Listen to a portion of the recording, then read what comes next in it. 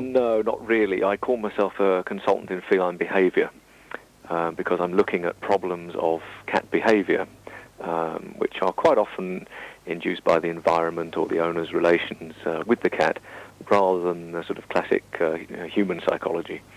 Cat shrink is what it's called. Cat shrink. I love it. I don't mind. I mean, part of the treatment is helping people to relax to treat their problem, so, we go along with that. We have, 6.5 million cats in this country? That's right, yes.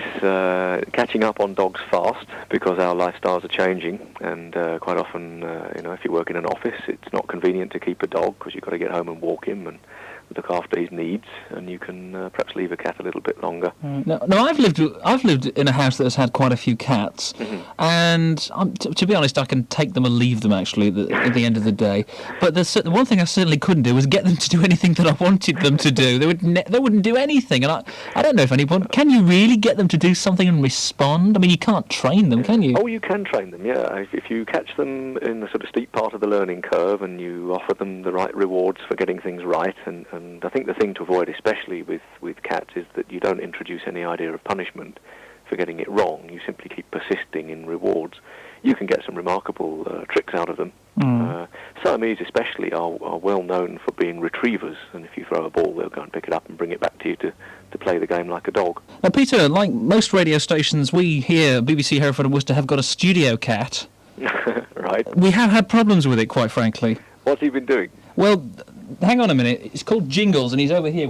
Can you hear this? I'll turn him up a bit. Just let me just put a microphone to him. I'll just keep quiet.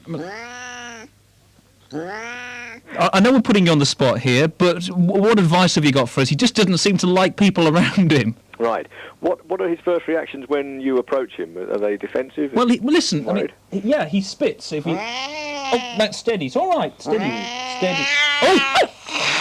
No, that's the first reaction. He doesn't like me at all. Right. I think what you've got to do is get him used to sharing some space with you, first of all. Right. And although it sounds a sort of silly thing to do, if you put him in a cat basket, you'll find that he will feel that the bars protect him. Should I give him a little bowl of milk or something, possibly? No, nothing in there for the timing. You just keep walking near him, get him used to people. Do you think maybe we should have a studio cat flap? I mean, would that maybe make him feel a little bit better? I'm not a great supporter of cat flaps. They tend to break down the old security for the cat indoors, and what you may find is that he'll bring all his mates in from outside. Oh, we don't want that. And they'll come and have a party and spray all over your fabulously expensive equipment.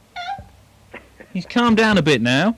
He's sort of just whelping or meowing. Sounds like a nice cat to me. Now, what about people at home? Then, we are not winding them. You are really a cat psychologist, and you can be phoned and contacted if they want legitimate advice, can't you? That's right. But really, I must stress that I'm a referral service for their vet. Okay. Is there an address that people can write to you at? Yes, sure. It's 1 Combe House, COOMBE, Hartland Road, HARTLAND, Addlestone, ADDLESTONE, Surrey.